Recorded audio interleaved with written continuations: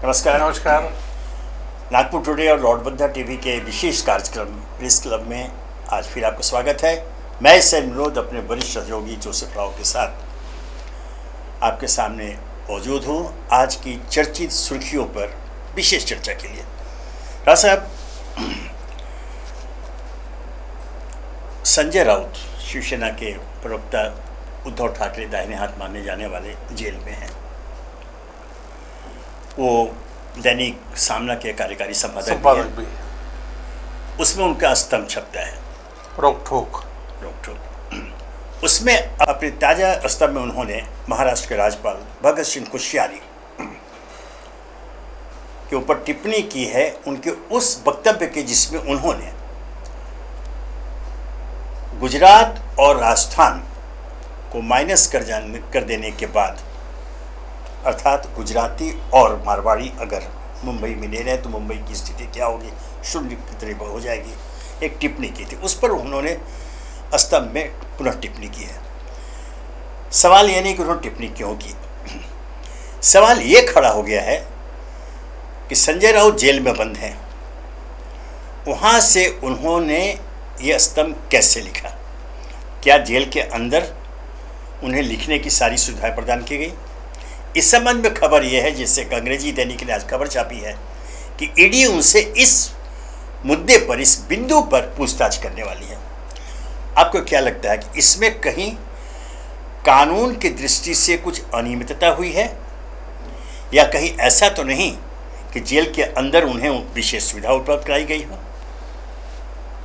जैसा कि हमारे दर्शकों को हम बताना चाहेंगे, महाराष्ट्र के राज्यपाल माननीय श्री भगत सिंह कोश्यारी ने एक बहुत ही विवादास्पद बयान किया था कि अगर इस राज्य से, मुंबई से, ठाणे से गुजराती और राजस्थानी लोग चले जाए तो ये आर्थिक राजधानी नहीं रहेगी। उसके बाद बहुत विवाद भी हुआ, बाद में उनको माफ़ी मांगी, उन्होंने उसको विड्रॉ किया स्टेटमेंट को और एक माफ़ी भी मांगी।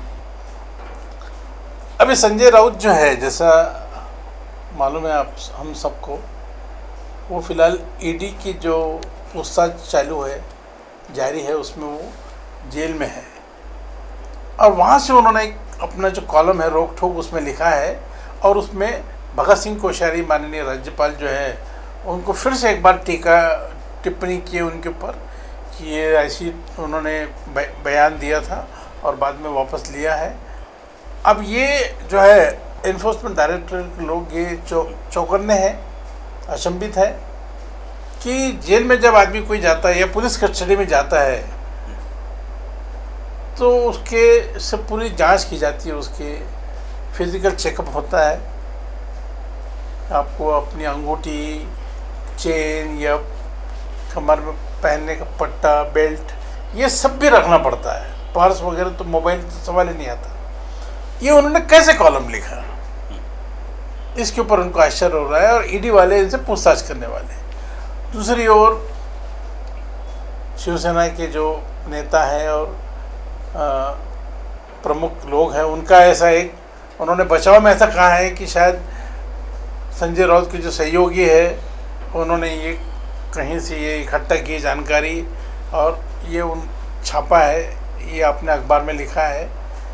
पर ये तो अभी आगे पूछताछ में मालूम पड़ेगा, पर ये तो सरासर गलत है, कानून के खिलाफ है कि जब आप जेल में। एक मुद्दा ये जरूर होता है कि उनकी पुरानी जो प्रकाशित टिप्पणियाँ होंगी इस बिंदु पर, उसे एकत्रित करके एक जगह उन्होंने छाप दिया हो।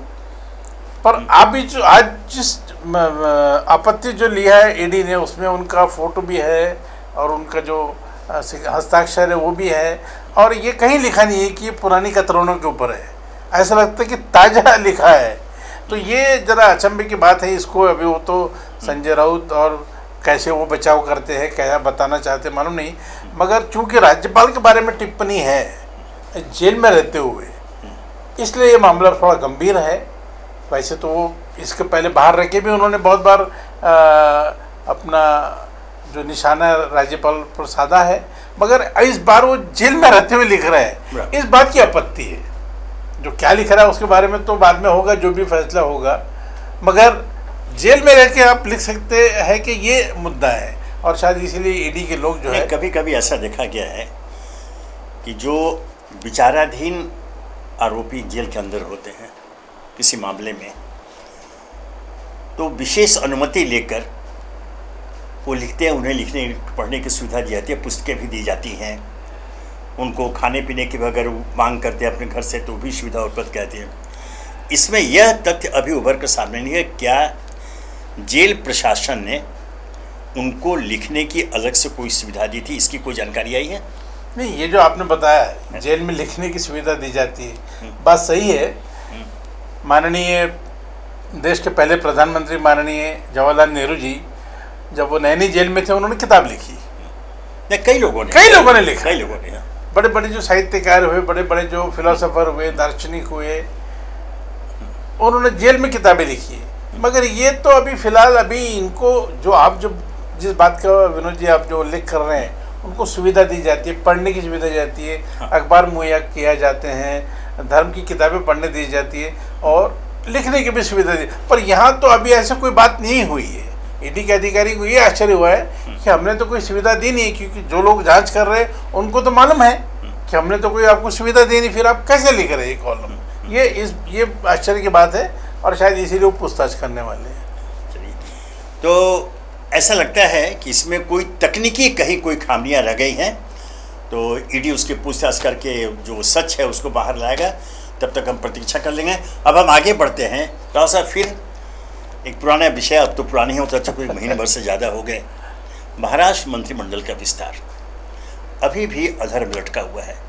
कई तारीखें, अनुमानित तारीखें घोषित की गई, निश्चित तारीख तो कभी घोषित हुई नहीं, लेकिन आज तक उसका विस्तार नहीं हुआ। पहले उसे यह कहा जाता था कि जो सुप्रीम कोर्ट में मामला लंबित है उसके आलोक में यह विलम्ब हो रहा है, लोग चाहते हैं कि वो फैसला सामने आ जाए। लेकिन वो भी अब स्वयं सत्ता पक्ष की ओर से स्पष्ट कर दिया गया है कि सुप्रीम कोर्ट में लंबित मामले से विस्तार का कोई लेना देना नहीं है। और अब जो उप मुख्यमंत्री देवेंद्र फडणवीस ने अभी कल कहा, बल्कि वह बड़ा चुभता हुआ एक बयान माना जाएगा पत्रकारों को। उन्होंने कहा कि आपकी सोच से पहले, ध्यान, उनके जो शब्द हैं, पत्रकारों को देवेंद्र फडणवीस ने कहा आपकी सोच से पहले विस्तार हो जाएगा। यह उन्होंने कमेंट किया। इसे किस रूप में देखा जाए? और उसके साथ की खबर यह है कि 15 अगस्त के पूर्व विस्तार की संभावना है। तो यह तो अब तय है, चूंकि सत्ता पक्ष ने स्वयं कह दिया कि सुप्रीम कोर्ट में लंबित मामले से कोई लेना देना नहीं है। उसके बावजूद 30 जून को, ध्यान रखें, 30 जून को मुख्यमंत्री और उप मुख्यमंत्री पद पर क्रमशः एकनाथ शिंदे और देवेंद्र फडणवीस ने शपथ ली। 1 महीने से काफ़ी ज़्यादा हो गए, आज तक नहीं कर पा रहे। तब इसमें जो यह कयास लगाए जा रहे हैं कि मंत्रिमंडल के विस्तार में जो अड़चने हैं वह इसलिए कि दावेदार ज़्यादा हैं और सीमित संख्या में भारतीय जनता पार्टी का प्रतिनिधित्व करने वाले मंत्री बनेंगे और एकनाथ शिंदे गुट के लोग बनेंगे। अर्थात ये विस्तार के पहले कहीं न कहीं असंतोष विधायकों के बीच में व्याप्त है। ऐसी स्थिति में फिर वही पुराना ही सवाल उठता है कि अगर मंत्रिमंडल विस्तार हो भी गया तो इस असंतोष के आलोक में मंत्रिमंडल का भविष्य, अर्थात एकनाथ शिंदे सरकार का भविष्य क्या रहेगा? 2-3 मुद्दों पर मैं बात करना चाहूँगा। हाँ। आपने जिस महत्वपूर्ण विषय को लिया है, ये सुप्रीम कोर्ट में यानी सर्वोच्च न्यायालय में आज सुनवाई होने वाली थी, आज अंतिम फैसला आने वाला था, यानी 8 तारीख को सोमवार को, मगर किन्हीं कारणों से वो 4 दिन के लिए टल गया है। अब वो 12 तारीख को सुनवाई होगी। एक मुद्दा। दूसरा मुद्दा ऐसा है कि आपने बताया कि माननीय उप मुख्यमंत्री श्री देवेंद्र फडणवीस जी जो हमारे नागपुर शहर के ये, उन्होंने कहा है कि 15 के पहले होगा। तो 15 के पहले मतलब 12 को जो फैसला आने वाला है उससे इसको जोड़ा जा सकता है। हालांकि कोई भी ये मानने को तैयार नहीं है सरकार की तरफ से, यानी माननीय मुख्यमंत्री एकनाथ शिंदे, माननीय उप मुख्यमंत्री श्री देवेंद्र जी, कि इसका कोई कोर्ट के फैसले से कोई संबंध है। मगर ये सारी जनता जानती है, सारे जो अनुभवी लोग हैं, चाहे राजनेता हो, कार्यकर्ता हो, विधि के विशेषज्ञ हो, संविधान के विशेषज्ञ हो, सब लोग जो है, सबको मालूम है कि इसका निश्चित रूप से इससे सर्वोच्च न्यायालय की कार्रवाई से इसका संबंध आता है। और इसीलिए ये लोग अभी तक इसको किसी तरह से टालते रहे, और कभी सोचा है कि ये 30 के पहले हो जाएगा, 11 जुलाई के पहले हो जाएगा या बाद में होगा, करते करते भी अगस्त महीना आ गया है। और 2 दिन लगातार सर्वोच्च न्यायालय में इसकी बहुत सघन इसके ऊपर चर्चा हुई, दोनों पक्ष की ओर से और विपक्ष की ओर से, यानी इसका आर्गूमेंट हुए हैं। बड़े बड़े नामी वकील देश के इसमें दोनों पार्टियों की तरफ से आए, मगर कोई फैसला नहीं हुआ। बाद में सुप्रीम कोर्ट ने एक और जहां निर्वाचन आयोग को ये एक हिदायत दी, एक मौखिक रूप से आदेश दिया, एक इशारा दिया कि आप जो धनुष्यबाण चिन्ह है उसके बारे में कोई फैसला न ले, और हम सोमवार को, यानी आज के दिन हम लोग फैसला सुनाएंगे। 3 सदस्यीय खंडपीठ जो है, माननीय सर्वोच्च न्यायालय के मुख्य न्यायमूर्ति जस्टिस रमन्ना ने ये ऐलान किया था, मगर अभी वो 4 दिन उसकी सुनवाई जो फिर से टल गई है, यानी अभी 12 तारीख को फैसला आएगा। अगर शायद नहीं, बल्कि संभावना तो है कि हो सकता है कि इसे बड़ी बेंच या संविधान पीठ को सौंप दिया जाए, या और तभी मामला लंबा चला जाएगा। अगर ये ऐसा होता है, बड़ी खंडपीठ यानी 5 सदस्यीय कॉन्स्टिट्यूशन बेंच को अगर जाता है, उससे बड़ी भी बेंच हो सकती है कोर्ट चाहे तो 5 सदस्यीय अगर खंडपीठ को जाता है, संविधान जिसको खंडपीठ कहते हैं, कॉन्स्टिट्यूशन बेंच, अगर उसमें जाता है तो मामला और लंबित हो जाएगा। मगर देवेंद्र जी ने कहा है कि हम लोग आपकी सोच से पहले 15 के पहले करेंगे, तो मतलब दो ही दिन बचते हैं, 3 दिन बचते हैं, क्योंकि 14-15 को कोई कार्यक्रम नहीं हो पाएंगे शायद, क्योंकि सब लोगों को हम लोग अपने देश की आज़ादी के 75 साल मना रहे हैं, बड़ा जश्न है देश भर में, सबके दिलों में उत्साह है। तो 14-15 शायद नहीं हो पाएगा किसी भी हालत में, इसलिए 2 ही दिन बचते हैं, या तो 12 तारीख या 13 तारीख। फिर ये अगर 12 तारीख को ऐसा कुछ फैसला आता है जो ये जो सरकार है इसके पक्ष में आता है, और ये विधायकों का जो 16 विधायकों का निलंबन अगर नहीं होता है, रुक जाता है, टल जाता है या उन बच जाते हैं, तो निश्चित रूप से उसी दिन 12 को, क्योंकि कैबिनेट एक्सपेंशन को ज़्यादा समय नहीं लगता है, सारी तैयारियाँ रहती है, 2 घंटे के नोटिस पे 2 घंटे की मोहलत में ये कार्यक्रम हो सकता है। तो देवेंद्र जी ने जो कहा है, शायद हो सकता है कि 15 के पहले करें, मगर वही है कि जब तक सर्वोच्च न्यायालय का फैसला नहीं आता, मुझे लगता है कि मंत्रिमंडल का विस्तार नहीं हो सकता है, क्योंकि बहुत ऐसे विशेषज्ञों का कहना है, ऐसे कुछ प्रोसीजर बताया गया है, ऐसे कुछ केस लॉ बताया गया है, जिसमें 16 विधायक जो है इनका निलंबन जायज़ अगर हो मान लिया कोर्ट ने, तो ये सरकार का अस्तित्व जो है, ये माननीय शिंदे सरकार जो है उसके ऊपर आएगा, और माननीय शिंदे के जो 16 अगर विधायक चले गए तो बाकी विधायकों के साथ नहीं, जैसे कहा कि इसलिए वो 15 जो बोला है उन्होंने, 1 सेकंड, 15 जो बोला है, तो ये 12 तारीख के फैसले से मुझे इसका लिंक करना होगा। नहीं, आपने ये कहा कि अगर ये 16 विधायकों का निलंबन अमान्य नहीं होता है, ठीक है, और अगर सुप्रीम कोर्ट का फैसला कुछ इस रूप में आता है कि 16 विधायकों का जो निलंबन है उसको वैध करार दे, वैलिड करार दे, वैसी स्थिति में क्या समझते हैं आप, क्या होगा? वैसी स्थिति में ऐसा है कि मुख्यमंत्री बदला जाएगा। माननीय देवेंद्र जी अभी जो उप मुख्यमंत्री है, शायद उनको मुख्यमंत्री बनाया जाएगा, और 16 विधायक माइनस होने के बाद में, कम होने के बाद में, जो बचे विधायक संख्या जो है, जो जितना मेजॉरिटी के लिए चाहिए, अगर उतना नहीं है तो शायद फिर से कुछ और लोग इसमें शामिल हो सकते हैं, कुछ इनको छोड़ के पूरा वापस भी जा सकते हैं। और कभी कभी तो ये, जैसा आपने इससे पहले 2-3 बार कहा है, राजनीति संभावनाओं का खेल है, कुछ भी हो सकता है। बीच में तो ऐसी भी चर्चा थी कि कुछ कांग्रेस के जो बड़े मान्यवर नेता हैं, उनके भी पार्टी छोड़ने के, भारतीय जनता पार्टी में जाने की अफवाह चल रही थी। खबर थी, अफवाह थी कि नहीं मुझे मालूम नहीं, मगर ऐसी खबर थी कि शायद माननीय अशोक चौहान जो पूर्व मुख्यमंत्री रहे हैं उनके साथ और 2-3 लोग, जिसमें मुंबई के मंत्री रहे माननीय श्री असलम शेख, ऐसे कुछ लोग शायद उनके साथ जा सकते हैं। तो ये अंदर में क्या चल रहा है आज की तारीख में ये कोई नहीं बता सकता।